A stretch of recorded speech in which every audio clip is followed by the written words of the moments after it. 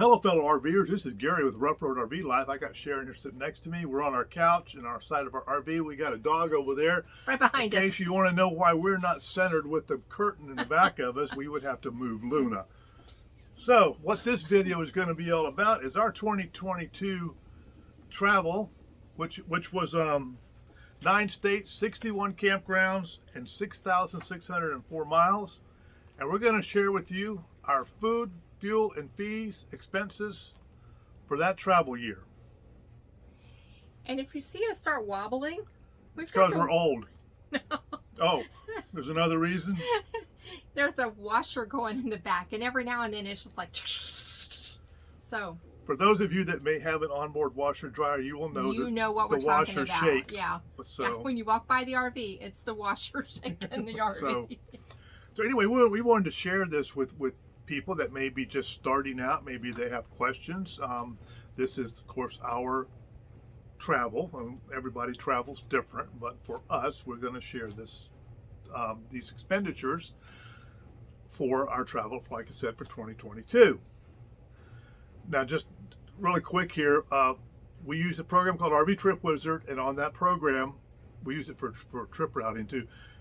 We log all of our campground fees on that program, so we have a year-end total at the end of the year for what we spent in campground fees, and then we make a spreadsheet, like an Excel spreadsheet, and we log our groceries and some other columns on that spreadsheet. Right, you can actually do your diesel fuel on RV Trip Wizard, but we just log it into our spreadsheet. It's easier that way. I haven't and that little shake right there, that was the RV shake. I have a book here because I can't remember this stuff. So if I look down, I have to look and see the numbers. 9 states, 61 campgrounds, 6,604 miles. From Central Florida to barely into California like a toe, and then back to Florida basically is what we did. Down in the west. Right, and a little skip up to Colorado. Yeah. Along the way there. So it's kind of, back down again. A little elongated circle like that. Right. All right. So, our food expenses, and this is just groceries, was $7,233, and I'll do $603 a month, in case you want to see a monthly thing. Well, which we were surprised with that, because that's kind of in line with what we've been spending on groceries. So even though we were looking at the prices and going, what? Everybody knows the prices went up, it still kind of averaged out. Now, I will add this into that little thing about the food expenses. Some of that food, we do have 2 55-pound dogs that we buy a big $45 bag of dog food, and then they get their treats also. Way in that. too many treats. Way too many treats. No, that get just right. Way too many. So if you don't have dogs, that could be a little bit less, or small dogs. Or if you are conservative with the treats. Yes. Because it takes up quite a bit of the food bill. But just so you know. Maybe 2%. Very. So anyway, so that's our food expenditures for the year. Now every now and then we do splurge and we go out to eat, or we're in a place that looks like it's got a place we want. Or we're around family and there's eating out when that happens. So for eating out, we spent like $1,209 last year, which came to about $100 a month for going out to eat. And that again is within our budget. Yeah. I mean, we kind of figured, okay, 100 in a whole month, in a whole year's time, we'll spend about $1,200. And you figure for us, $100 a month at the prices of going out to eat, that's probably 2 trips a month out to eat. And sometimes it was more, and sometimes it was none. Yeah. It just depended on where we were and what we were doing. So that would be kind of like our food thing. All right, we're going to move on now. Fuel in this bad boy. Our fuel, we have a 33-foot Class A motorhome. It's a diesel pusher. We have a 300 horsepower motor, which is not a very big diesel motor. Probably at the low end of horsepower as far as diesel motors go. But it does quite well for our motorhome. We'd have no problems. But anyway. Handles mountains fine. Yeah. So with that being said, and we do pull an Acura MDX behind it. So that's our setup, our rig. So we spent $3,529 on diesel fuel for last year's trip, which is like $294 a month. And if anybody was watching the gas pumps, in 2022, we just watched the numbers go up and up and up. I think we almost got to $6 a gallon, but we never had to go above. And then it gradually started going down. It's still not way down, but it's that $4 or below better right now. So, but even that being said, this amount is kind of fell within what we had budgeted for fuel. So not bad. Not bad. We'll take it. In our car, we spent $1,649 in gas, which is $137 a month, which for our car is at the price of gas was probably 2 fill-ups a month.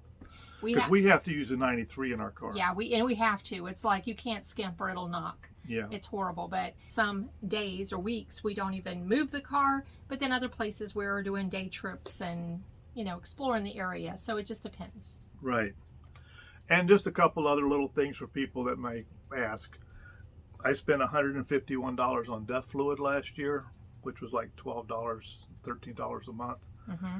And we don't use a lot of propane. I only spent like $38 for propane. We only use propane for cooking. Well, we use propane for cooking for our gas stove. And then whenever we use our hot water heater, we turn it on, heat the water, turn it back off again. And we didn't even use the furnace this year to when the great storm came through and there were freezing temperatures for a long time.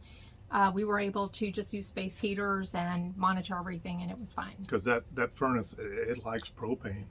Yeah, we've been traumatized because our first trip out, first of all, our propane the gauge didn't work, so I don't think we had a full tank. And within 2 or 3 days of freezing cold temperatures in North Georgia, we were out of propane. And so it snowed too. So now we're like, don't want to run the furnace unless we have to. So anyway, so that was kind of our, you might say our fuel and heating costs, I guess, maybe. Yeah, and we were warm, by the way, with the electric heaters. So. All right, so now we got the fuel, the food, and the fuel done. Now our campground fees. For campground fees, we spent $9,588, which came to like $799 a month, or $184.38 a week, or $26.26 a day. That was our average. Right. And we knew it would cost more in 2022 because we were heading out west and going to a lot of touristy places like the Grand Canyon, Lake Powell, Lake Havasu, all of these places that actually Lake Havasu didn't cost a lot, but we knew that some of these touristy places would have higher fees. Yeah, like the Grand Canyon is over $70 a night. Some of those others were between $70 and $80. Right, one was $88. Yeah. That's the most we've ever spent. We went to a KOA, and we don't usually go to KOAs because I think they're just a little bit overpriced. Sorry, KOA, but it's just the truth. We were also out longer this year. We were traveling more. So usually we were back mooch docking before now, but we were out longer because we were way out west. So those three right there, if you just add those three up, it comes to like $1,946 a month for food, fuel, and fees for us. Mm-hmm. Now, so that's basically where we're at on the 2022 trip. Now, some things in there, of course, that we did not include because it's so much different for different people depending on what state you're domiciled in, what type of rig you got, like insurance, like what kind of coverage you want, what your deductibles are going to be. There are just so many variables in those that's going to be the personal thing that you're going to have to add that in. But these are other expenses, so it's not just what we said. Yeah, this is just, like I said, our food, fuel, and fees. Mm-hmm. So, like your vehicle insurance, your cell phone service, you're going to have to figure what you're going to pay for cell phone service. Do you work from your RV? Do you need, a Wi-Fi system that's going to work wherever you're at. Because trust me, there's places we went out west last year that you may as well have carrier pigeons to communicate with each other, because it just weren't going to work. Limited. Oh, we'll say limited. Yeah, we'll call it limited. We'll be gracious with that. Wonky. Bajiggity. So, anyway, and I don't really think there's one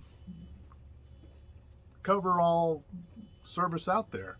I don't think there is, no. I think if you really wanted to have, wherever you go, you might have to have multiple carriers. I know there's some people that do have 2 or 3 different carriers. Yeah, a lot of people who have to work on the road, they make sure that they have more than one carrier so that they will always have some type of connectivity. Right. We do use Verizon, I'll say that, and we have the Verizon Wi-Fi system, and for the most part, it works fine. But there are those areas, and I think in those areas, I don't care what you got. We were at Searim. We're out in the marshland. I don't think anything is going to work out there. So anyway, anyway. I don't want to get off into this big tangent. But as you are reserving your sites, look into that. And now on RV Trip Wizard, you can go and read the reviews, and people have put their speed test on there. So even if it says it has Verizon, check out the speeds, because usually that's going to be on there. You can hover over it and it will show you the speeds, so that you know, okay, well, it's going to be mediocre probably here, or it's going to be okay for me. Now, another thing is going to be your roadside assistance, however you choose to do that. There's so many different options out there. We happen to use CoachNet. I think it's $169 a year for their premium plan. We've used it several times, and it's worked beautifully great for us. Yes. Beautifully. Yes. Clubs. The only club that we usually use is Good Sam. So part of that campground fees, we do get some discount there for Good Sam, but also I am a senior, in case you didn't know. And there are some states that I get a really good discount on campground fees because I am a senior. Up as much as half off. Right, yeah. Some maybe not as much, but so you got to figure that in too a little bit. Depends. Yeah. Louisiana was real good to me. Florida's good to me. That's our home state. So anyway, that's just some, but we don't use any other of the Escapees or the Harvest Host, or you want to talk about that? Yeah, we have been members of these before. Escapees, and that benefited us the year that we were out, and we had a Escapees park planned, and for a longer term stay. And Harvest Host, we were members for a couple of years, but they always seem to be off the beaten path, and so we just never used them. So we don't have that anymore. Now, people who use Harvest Host, they love Harvest Host. So it's very inexpensive, and if you don't mind a night here, a night there, but we prefer to be like more, like 5 to 7 days somewhere. What was the other? Oh, Passport America. Passport America, we used it a lot. We were able to use it a lot when we first started. But when you get in a lot of areas, you can't use it on this day, this day, this day. You can't use it but one night. I mean, there's so many, when you look at the notes, it's almost unusable, or it's a scary, scary park. And we had that experience before. So Passport America is one we have used, but again, now that we've tried to use it, I find that it's unusable. So for us, for our travel style and the places that we've gone, Good Sam, that we're a Good Sam member. It pays your taxes when you go somewhere, but hey, it helps. Yep. We did join KOA because we had a couple of KOAs on our way, but we didn't get our points for the first stay we had, and it was like a week, and it was very expensive. So I know there are people swear by KOA, but it does help if you're going to be planning on staying with KOA to join their program. But for us, we won't. I did learn something about KOA. I was talking to an owner of a park, a really nice private park that used to be KOA Park. And she was telling us that the KOA actually doesn't set the park fees. All they do is come in and make sure the park is to KOA standards. But then the owner actually sets the park fees. It's not set like KOA corporate. So I always thought KOA had their own pricing system. They always seem to be a little bit higher price for the area. I mean, it might be $69 at the KOA and $50 down the road at the private park, with really no other benefits that I can see. And maybe some of you KOA people can enlighten me, because I don't see it. I mean, I think they have certain criteria. They have to have like a playground and maybe this and maybe that in the park to qualify. But so I didn't know that, but I learned something. That was interesting. Yeah. So another thing that we didn't factor in, because not everybody has this, is we have two 55-pound dogs. And every year we have to take them to the vet and get their checkups and their shots and all that. And then we have to buy enough pet meds for them for our year out on the road. Right. Heartworm and flea and tick control. And when you buy that all up front, it is not cheap. No. So my advice is, sometimes you can find online coupons and things like that, but if you pick up the phone and call, very often you can get a deal because you're buying so much at one time. I found that to be the case the last few years. We'll see what this year brings, but it's worth the time to pick up the phone and call, like Chewy or Pet Meds, or what was the one? Oh, there's another one. But anyway, I go with whoever's cheapest. Yeah, I think that can run, for us, it can run like, what, $800? Yeah, it's hundreds of dollars a year. Like $500 for the meds and maybe $300 for both dogs at the vet, something like that. Yeah. Oh, well, all in all, it's like $1,000. Yeah, probably at least $1,000. $1,000. The flea and tick is a lot more than the heartworm medication. Yeah, so you could say that's $100 a month. Anyway, so we do have dog expenses. For some people have pets, some people have little pets. We have mid-sized pets. Right. So the treats and the it's another expense to think about if you're traveling with pets. Mm-hmm. So yeah, just factor that in, because you figure that could add another $100 a month to your bill. Mm-hmm. You want to prorate it out over the year. I do my own oil changes on my motorhome and my car. It's very easy because everything's in the back. And my motorhome uses 16 quarts of oil. My generator uses 3 quarts, so that's like 20 quarts of oil. And then plus my car, and then the filters, the oil filter and the fuel filter. So I usually spend somewhere in that $250 to $300 a year. And if you're in a travel trailer or fifth wheel, of course, you're not doing oil changes on your travel trailers or fifth wheels. Right. But we happen to have to do that on ours because we're in a motorhome. And grease and all that other stuff. And then, of course, you got your filters cost for the year, AC filter cost, and all that other stuff. And you do have to take into consideration, I know you're going to go into maintenance and all, but is it a year you need to buy tires? Is it a year you need to replace batteries? Because those things have to be done. Yeah, 4 to 6 batteries. And then, of course, we have 6 tires. And you usually get, 7 years on tires before the DOT thing runs out. I mean, you still may have brand new tread on there, but the DOT date is going to expire on you, so you have to change them out. Same with batteries. So yeah, that's the stuff you should keep in the back of your mind, or maybe write it down. This is the year I gotta change tires. This is the year I gotta change batteries. Try not to let them fall on the same year. Yeah. If I have to get tires and batteries this year, see if they can stagger, if it works out that way. Yeah. Ours did. We were lucky there. Yeah, we did that. So, that's about all I have on my my little list here in my book. All right. We didn't talk about entertainment because that can vary so widely. But, like this year, and we don't have a figure for you, but we spent more on entertainment because we went on boat rides. We went on a lunch cruise. We, rented a Jeep for the day.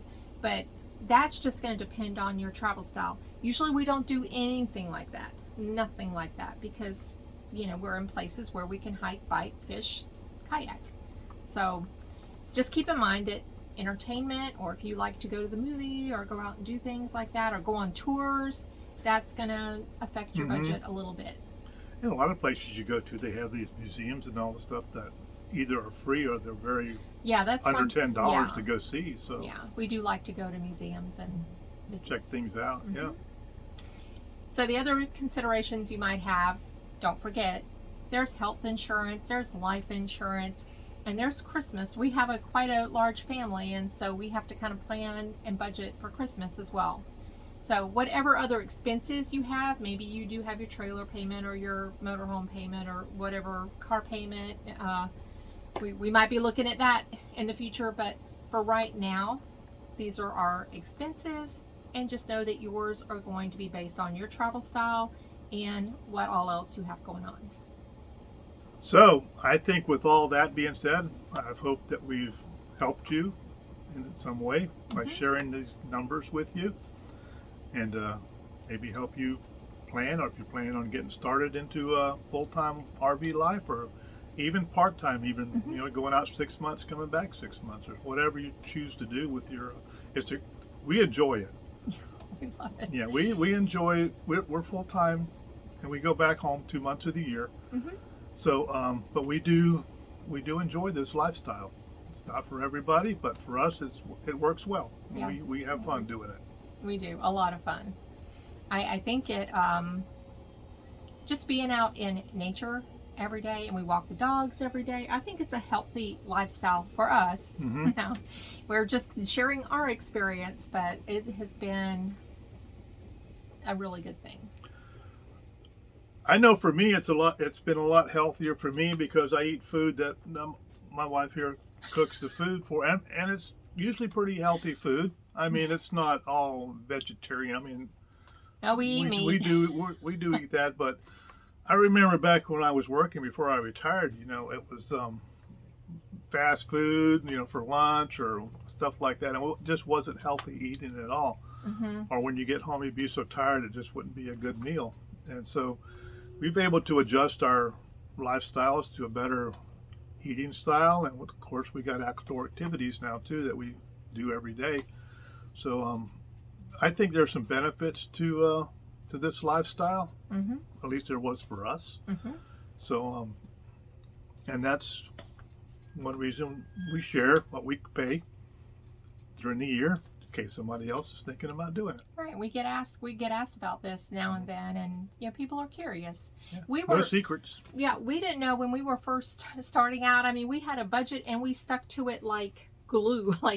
We can't go outside, and I would stress if I was making reservations, because you have to make reservations ahead of time, and I would be over budget, and I'm much better now. But it's an average. That's what you need to keep in mind, that even though it might be more here or more there, that it all kind of averages it out. Yes. So just take a breath. Yeah, you get to the expensive part of the country, and then you get into the Army Corps part of the country for us, which was okay. Yeah, and if you wanted to just watch the money, just slow down. Stay longer here, stay longer as you go along, and just don't travel as far or as much. We did cut back when we first started out. I think this is low for some people. We were looking at 300 miles a move. Yeah, we changed our travel style. And then we went to 200, and now we're 180, because we're in no hurry to get anywhere. So we realized it was a long day for the dogs. It was a long day for the driver, and it put us getting into camp later and more tired. So we just backed it up. There's no reason to drive that long. So we just back it up. So now my max is 150, and we might go 170 or a little bit somewhere more. In there. If we're going through a mountainous or back roads or curvy areas, it's less, because it's going to take you longer to go that 150 miles. So I back it back down to 100 or 125. And sometimes we only go 50 or 60, and those days are just awesome, because it's like, woohoo! I mean, if you're going 150 miles down I-10 straight cruise control, and that's great. But if you're going 150 miles and you're going up and down mountains and around curves, and you're having to use the engine brake and going, these grades and all that, it's a lot more tiring, that 150 miles, than that straight run is. So you might want to think about that too when you're planning your trips. Right. So that's our travel style. We're about that 150, give or take. Yeah. And We like to stay a few days. Now, if it's a private park, unless it's an area we want to be, if it's an area we want to be, we'll go for the weekly rate, 7 days. But if it's you just we're stopping over, it's usually 1, 2, or 3 days, depending on where it is. And I was just to add one thing to that. Oh, wait. Go ahead. And the national parks and state parks, we're 7 to 14 days. It just depends on where we're at. 5, 7, anywhere, 10, whatever we can get. All right, I'm sorry. I forgot to add that. That train in the station now? The train's in the That station. train is caught in the station now? Okay. Whoop, I was whoop. just going to say that me and my wife, in our RV style, we are planners. We are not the wing it by the seat of your pants type people. We want to know where we're going and when we're going to be there. And for all those people that fly by the seat of their pants and hope and pray that there's a site there, I admire. More power to you, but yeah, or a night here and a we're night just there. not those people. Our comfort zone is we want to know where we're going Yeah, and when we're going to get definitely. there. Yeah. Got it all planned out. Months in advance.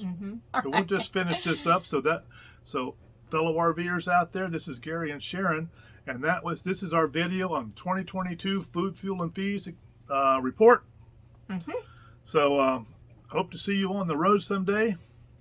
Safe travels. Happy travels. Take care. Happy New Year. Happy 2023. Right. May your travels be trouble-free. Take care. Bye. Bye.